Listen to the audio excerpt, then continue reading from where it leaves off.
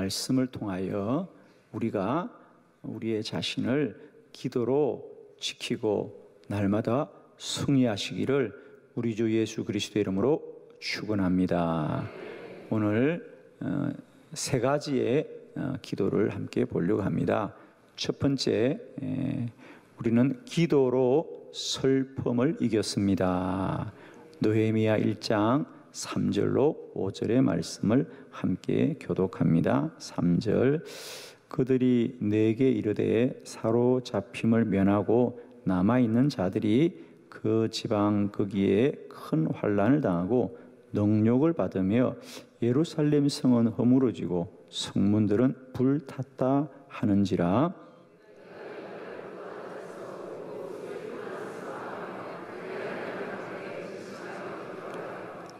이르되 하늘의 하나님 여호와 크고 두려우신 하나님이여 주를 사랑하고 주의 계명을 지키는 자에게 언약을 지키시며 긍휼을 베푸시는 주여 간구하나이다. 아멘. 오늘 느헤미야의 기도입니다. 그죠? 느헤미야의 기도. 느헤미야는 바벨론의 포로로 잡혀갔던 사람입니다. 이스라엘이 바벨론의 포로로 잡혀갈 때 한 번에 다 잡혀간 것이 아니고요. 그죠? 시간을 두고 포로들이 잡혀옵니다. 느헤미야는 비교적 먼저 포로로 잡혀갔고 그는 바벨론의 궁전에서 시중을 들며 일을 하는 중이었습니다. 뒤에 이스라엘에서 잡혀온 사람들을 만날 때 느헤미야가 물어봅니다. 그죠? 지금 예루살렘은 어떻습니까? 아마 두고 온 조국이 얼마나 궁금하겠습니까? 그래서 지금 예루살렘은 어떻습니까? 그러자 오늘 3절에 큰 환난을 당하였습니다. 그리고 예루살렘 성은 허물어졌습니다. 그리고 성으로 드는 문은 다 불탔다. 우리가 어떤 건물에서 문이 다 불탔다는 얘기는 사람들이 더 이상 출입하지 않는다 그 말입니다. 얼마나 느헤미야의 마음이 아팠으면 성경은 이렇게 말하죠. 4절에 내가 이 말을 듣고 앉아서 울었더라. 여러분, 앉아서 울었다는 말이 무슨 뜻인지 느껴지시죠? 그죠? 그냥 주저앉았다 그 말입니다. 희망이 없었어. 그죠? 내가 주저앉았어. 앉아서 울고 수일 동안 슬퍼하였더라 그래요. 그냥 잠깐 슬퍼한 게 아닙니다. 몇 날을 그렇게 슬퍼했더라. 생각하면 또 눈물이 나오고 생각하면 또 눈물이 나오고 슬퍼하였더라. 그러나 사랑하는 성도 여러분, 내가 걷잡을 수 없는 이런 슬픔들도 기도하면 이기게 될 줄로 믿습니다. 누구나 인생을 살면서 슬픔이 없는 날은 없습니다. 이유와 원인은 다르지만 누구나 인생을 살다 보면 이런 슬픔에 겨워서 우리가 밤을 지샐 때가 누구나 있지 않습니까? 그죠? 그때 무엇이 이 슬픔을 이기게 하는가? 그죠? 무엇이 내 슬픔을 이기게 하는가? 그래요. 오늘 느헤미야는 예루살렘 성이 허물어지고 성문이 불에 다 타고 이제는 더 이상 그 성에 사람들이 거주하지 않는 말을 들었을 때 너무 슬펐습니다. 그래서 눈물을 흘리면서 슬퍼하고 있을 때 그는 성경에 보니까 기도하되 금식하면서 하나님 예루살렘을 다시 회복시켜 주시옵소서. 그가 하나님 앞에 금식하며 기도하였습니다. 느헤미야는 우리에게 느헤미야 한 사람이 그의 조국을 위해서 눈물로 기도할 때에 하나님이 어떻게 역사하는지를 잘 보여주고 있습니다. 그렇습니다. 느헤미야는 그렇게 슬픔에 겨워 있었지만 낙심하지 않고 하나님께 기도하였습니다. 그러자 무너지고 불탄 성이 단 50일 만에 다시 재건된 줄로 믿습니다. 그것도 이미 바벨론의 포로로 잡혀와 있는, 이미 바벨론의 종으로 잡혀온 이 느헤미야입니다. 내가 여행을 온 것도 아니고요, 종으로 붙잡혀와 있습니다. 그가 뭘 할 수 있겠습니까? 몸을 움직일 수 있습니까? 사람들의 도움을 구할 수 있습니까? 그리고 이미 몸은 나라를 떠나와 있습니다. 그런데 말입니다, 느헤미야가 금식하며 하나님께 기도하자 하나님이 그 길을 열어주시죠. 하나님이 그 길을 열어주십니다. 그래서 바벨론의 궁전에서 시중을 들던 그가, 왕이 그에게 은혜를 베풀었어. 너는 가서 예루살렘 성을 다시 세우고 돌아오느라 그래서 50일의 시간을 주어서 그가 50일이 갔어. 예루살렘에 불타고 무너진 성을 재건하였더라. 할렐루야. 우리가 견딜 수 없는 슬픔을 당하더라도 기도하면 하나님이 우리에게 희망을 주고 용기를 주고 도울 자를 만나게 해주시고 길을 열어주셔서 슬픔이 기쁨의 제목으로 바뀌게 할 것이다. 기도로 자신을 이겨라. 슬픔을 기도로 이기시길 바랍니다. 아무도 슬픔을 막을 수 없어요. 소식이 들려오지 않습니까? 누가 슬픔을, 나는 슬픔이 없어야 돼, 이렇게 누가 인생을 살 수 있습니까? 슬픔은 들려오는 소식이에요. 자녀들로부터 들려오는 소식이고 가족들로부터 들려오는 소식이고, 소식이 들려오면 우리는 마음이 슬픈 겁니다. 누가 사고가 났어요, 누가 어려움을 당했어요, 누가 몸이 아파요, 마음이 슬픕니다. 그러나 우리가 어떤 슬픔에 겨우 있을지라도 기도하며 하나님이 반드시 저와 여러분의 슬픔의 눈물을 닦아주시고 찬송의 제목으로 변화시켜 줄 믿습니다. 두 번째 말씀을 함께 보겠습니다. 기도로 미움을 이겼습니다. 사무엘상 1장 7절로 11절 한 절씩 말씀을 교독합니다. 7절, 매년 한나가 여호와의 집에 올라갈 때마다 남편이 그같이 하매 버닌나가 그를 격분시키므로 그가 울고 먹지 아니하니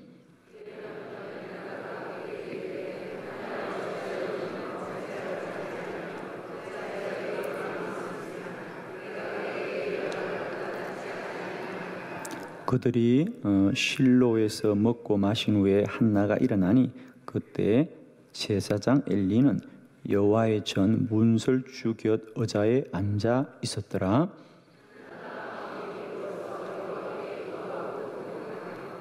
서원하여 이르되 만군의 여호와여, 만일 주의 여종의 고통을 돌보시고 나를 기억하사 주의 여종을 잊지 아니하시고 주의 여종에게 아들을 주시면 내가 그의 평생에 그를 여호와께 드리고 삭도를 그의 머리에 대지 아니하겠나이다. 아멘.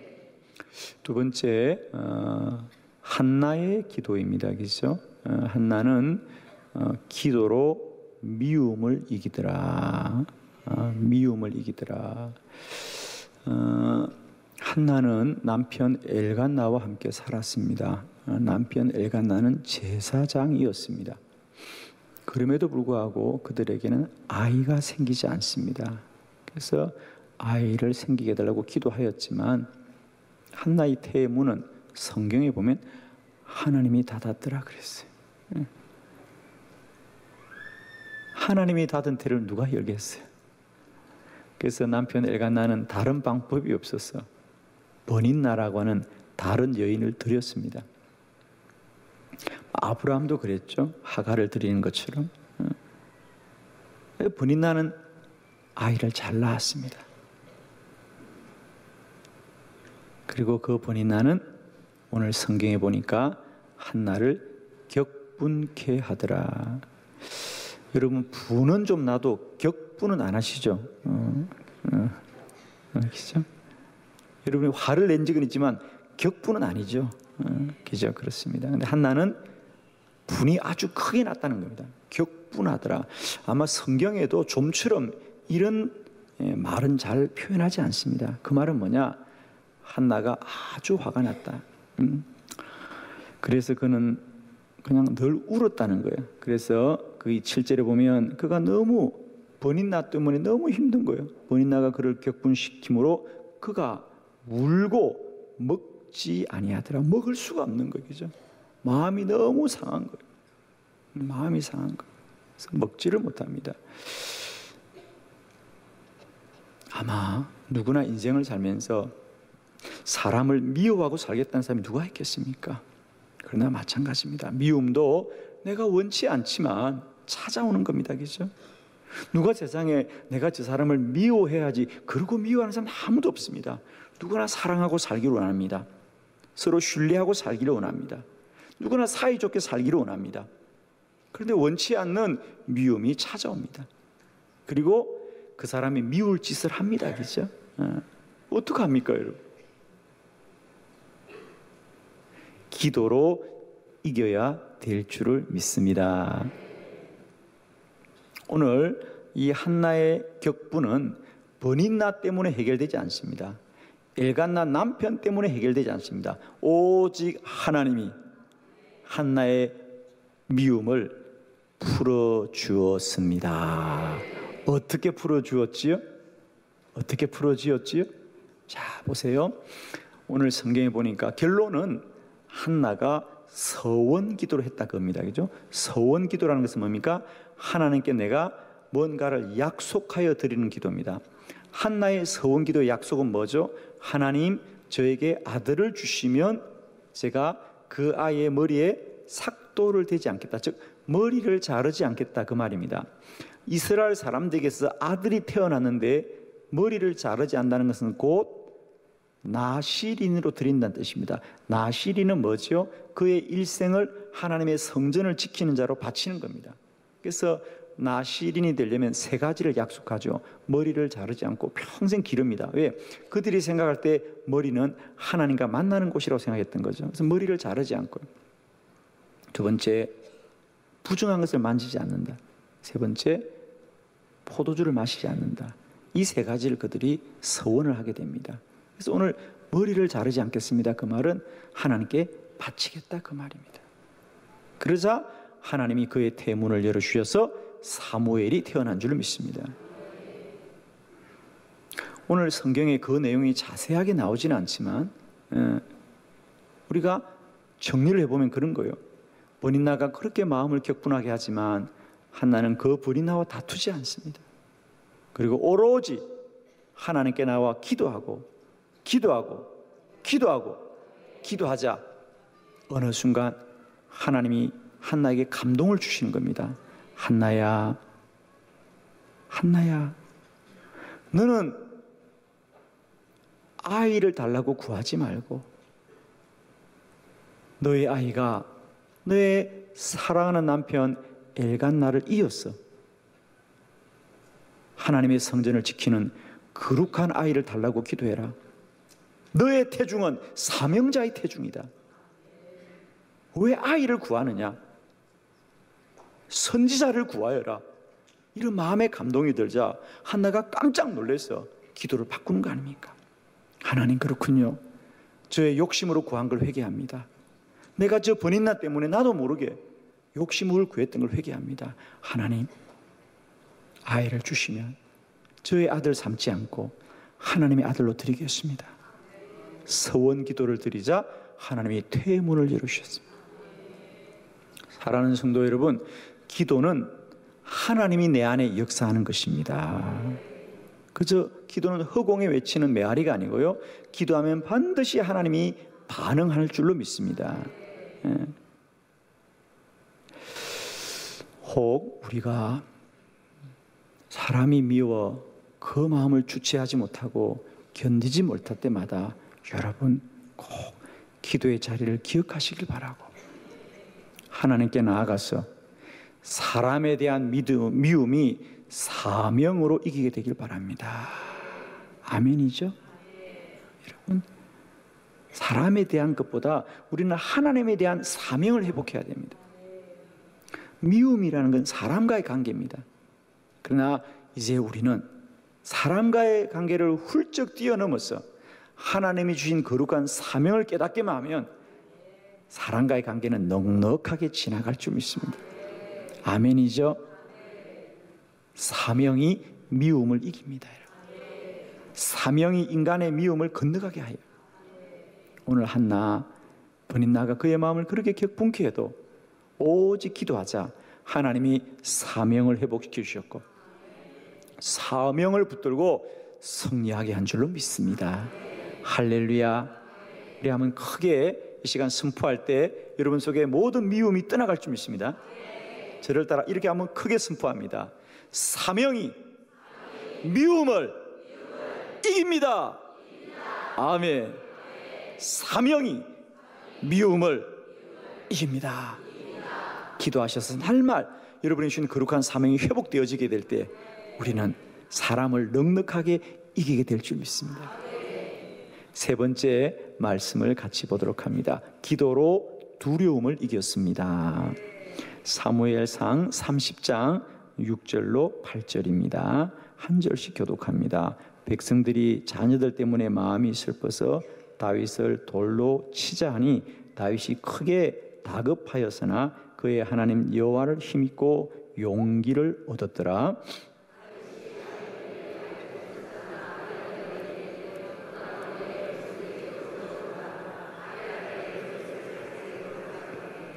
다윗이 여호와께 묻자와 이르되 내가 이 군대를 추격하면 따라잡겠나이까 하니 여호와께서 그에게 대답하시되 그를 쫓아가라.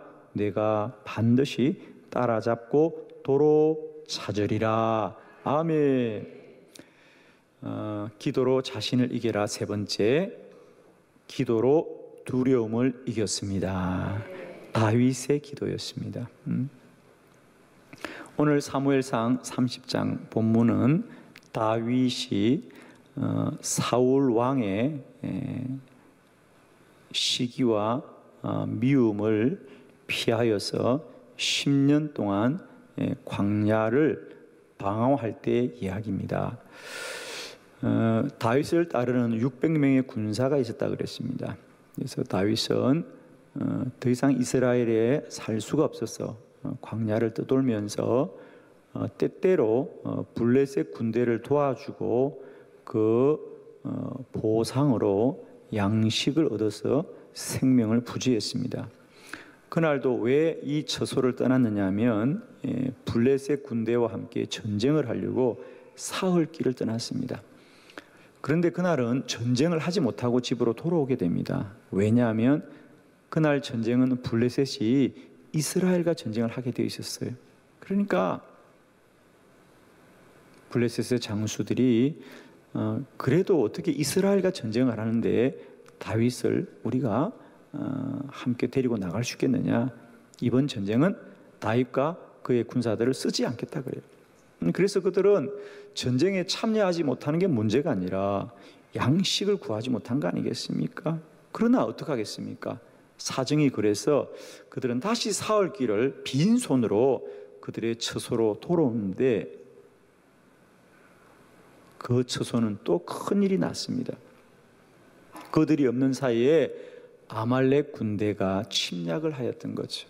그래서 연약한 여자들과 어린 아이들을 다 잡아가고 처소는 불이 타고 말았습니다. 그러니 정말 다윗은 다급하게 되었다는 것이 맞는 거죠.